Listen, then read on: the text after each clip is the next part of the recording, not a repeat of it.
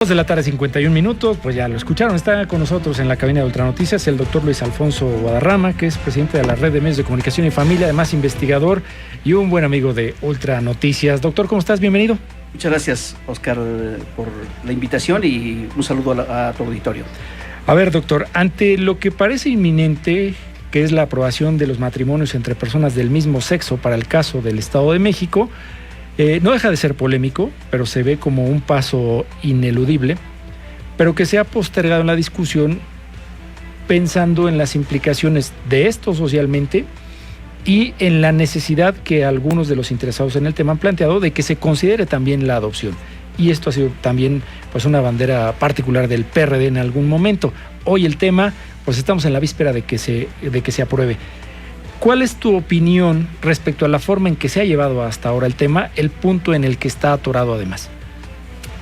Bueno, por un lado, tendríamos que ver si efectivamente se materializa la aprobación del matrimonio igualitario entre personas entre personas del mismo sexo para cumplir no solo una recomendación y una decisión de la Suprema Corte de Justicia de la Nación en México, que ya lo declaró como inconstitucional, sino también si se va a avanzar en esta figura jurídica, civil, del matrimonio, tiene que contener necesariamente, desde mi punto de vista, la figura de la adopción.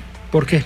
¿Por qué necesariamente? Bueno, porque en primer lugar sería sacar una figura jurídica del matrimonio igualitario en cierto sentido mutilada, puesto que todo matrimonio heterosexual que por diversas razones no pueda tener hijos, puede acceder cumpliendo las especificaciones legales, normativas y los criterios de evaluación que para el efecto se establecen, ¿no? Una pareja heterosexual puede acceder, si quiere tener ejercer la paternidad o la maternidad mediante esa figura, puede adoptar. O sea, aprobarlo con restricciones no sería justo ni igualitario. No estaríamos cumpliendo con esa figura como un derecho humano, porque de suyo, vamos a pensar en un primer escenario, de suyo, dos hombres que se casan, ¿no?, que no hubiesen tenido hijos en una etapa heterosexual y que quieran ejercer la paternidad, su única opción es la figura de la adopción. Hay otra que es la inseminación y la renta subrogada de vientres, por supuesto, pero estamos hablando de lo que da la figura del matrimonio.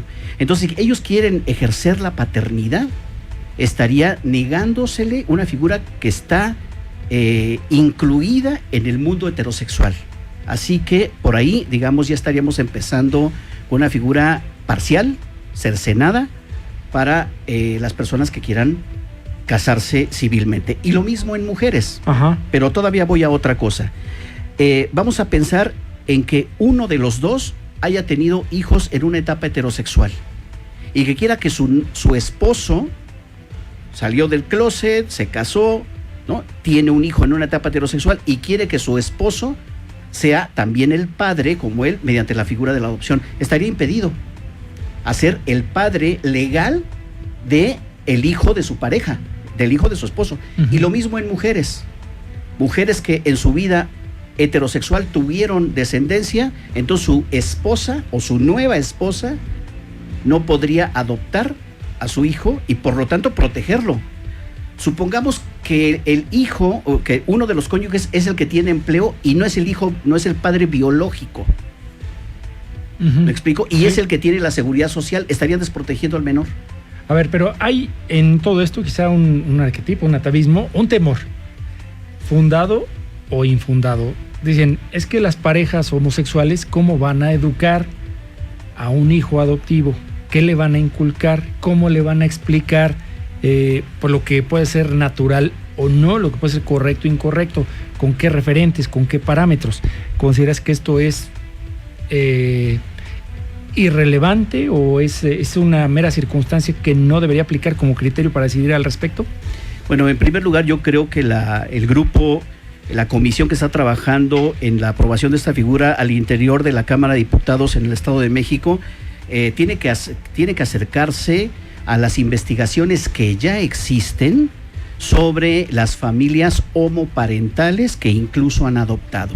Ya hay investigación suficiente, longitudinal. O sea, existe en otras partes del mundo. Existe en otras partes del mundo, existe en México, particularmente en la Ciudad de México, pero existen también en el resto de las pocas entidades que tienen el matrimonio y la adopción. Entonces me parece que tienen que hacerse llegar de las investigaciones. En la Universidad Autónoma del Estado de México las tenemos, en la Facultad de Ciencias Políticas tenemos suficiente investigación y documentación de cómo viven las familias homoparentales.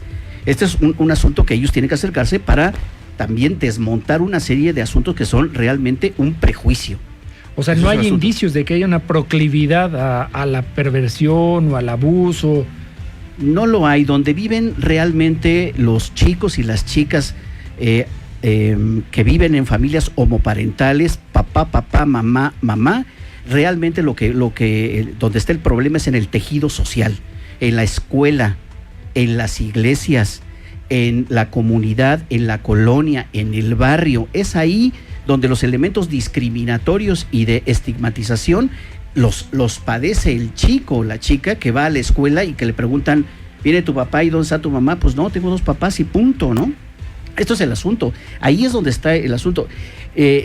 Las parejas que deciden adoptar, no, esto es muy importante que la audiencia lo sepa, pasan por un proceso de evaluación integral desde distintos ángulos, no solo económicos, sino de personalidad, de capacidad de parentalidad, de rasgos de personalidad, test objetivos, test proyectivos, evaluaciones psicológicas, sociales, económicas, laborales, de hábitat, para después aprobar o no la adopción. Es decir, no toda pareja heterosexual, ni toda pareja, no todo matrimonio heterosexual, ni todo matrimonio integrado por parejas del mismo sexo, hombres, mujeres, no todos pasan la prueba para poder adoptar.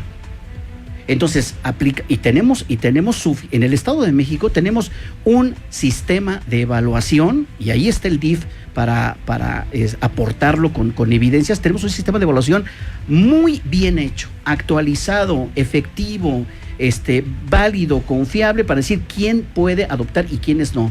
Parejas del mismo sexo que pasen por esos criterios y que sea aprobado, tienen derecho, y sería faltar a sus derechos humanos no permitirles ese acceso.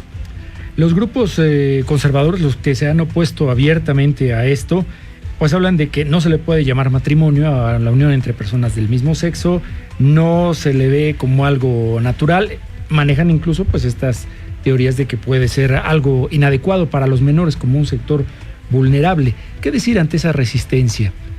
Bueno, en primer lugar, bien valdría la pena que nosotros como mundo, como parte del mundo heterosexual, hiciéramos la siguiente reflexión. Si fuera solamente a partir del ejemplo que se genera en la casa, en ninguna familia heterosexual y en ningún matrimonio heterosexual habría ninguna persona gay o lesbiana. Porque no tuvo de dónde, o sea, no tuvo en la crianza, en la paternidad de la madre y del padre, no tuvo ningún ejemplo. ¿Y por qué sí hay, por lo menos en las estadísticas más conservadoras, el 6% de la humanidad nacerá y su orientación será con deseo homoerótico? Le gustarán, les atraerán las personas de su mismo sexo. 6%. En el Estado de México somos 17 millones de habitantes. Estamos hablando por lo menos de 1 millón de personas que no necesitarán, con o sin ejemplo, su deseo caminará por ahí y tienen derecho a realizarse, a ser felices, ¿no? A vivir como quieran y con quien quieran si son personas adultas. Este es un punto fundamental.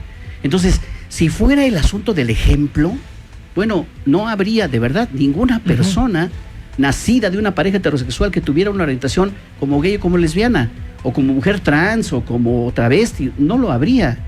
Y no es así, porque eso no se elige, se descubre.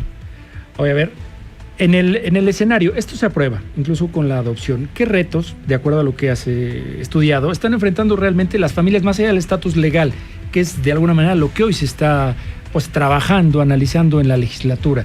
¿Qué es lo más complejo que estamos viviendo como desafío familiar? Bueno, en primer término, una serie de disposiciones, por ejemplo, en el campo laboral, porque en los espacios de trabajo, la pareja hombre-hombre, mujer-mujer casada tendría que decir: necesito permiso porque voy a cuidar a mi hijo, ¿no? Y mi esposo no puede, y soy yo el que lo voy a cuidar, lo voy a llevar al médico, ¿no? Tengo que ir a recogerlo a la escuela. La mamá no hay mamá, hay papá, y soy yo el que puedo, por un lado.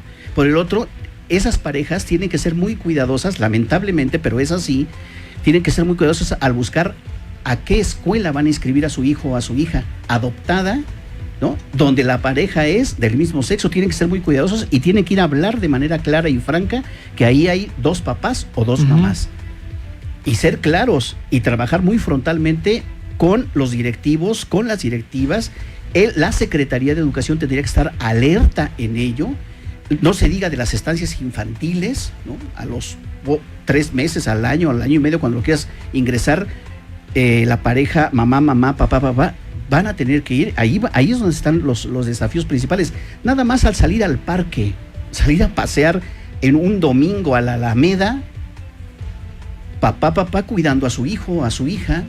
Estos son los verdaderos problemas. Es ahí donde la sociedad heterosexual tenemos que hacer nuestras las banderas de las minorías, como son los matrimonios, los homomatrimonios, hacer las banderas nuestras para que esta sociedad sea más democrática, más incluyente y respetemos los derechos humanos. Y creo ahí en ese sentido que la Comisión de Derechos Humanos del Estado de México también está haciendo un papel importante, y creo que tiene que seguir empujando esta iniciativa desde la perspectiva de los derechos humanos para este asunto del matrimonio igualitario y la adopción. Muy bien, doctor Luis Alfonso Guadarrama, un placer platicar contigo. Por ahora se nos acaba el tiempo. Encantado de estar aquí. Cuando quieras, volveré. Seguimos en el tema porque está por resolverse, y claro, pues posterior a eso, ya nos lo dejó, hay otros temas que trabajar, hay otros ordenamientos que actualizar, hay otras implicaciones que considerar. ¿Estamos? Totalmente correcto. Muy bien, finalizamos. Yo les agradezco infinitamente el favor de su atención. De lo importante ya hablamos, lo que surja ahí en las redes sociales lo comentamos. Mi Twitter @OscarGlenn. Que haya éxito y placer en lo que tengan que hacer. Hasta pronto.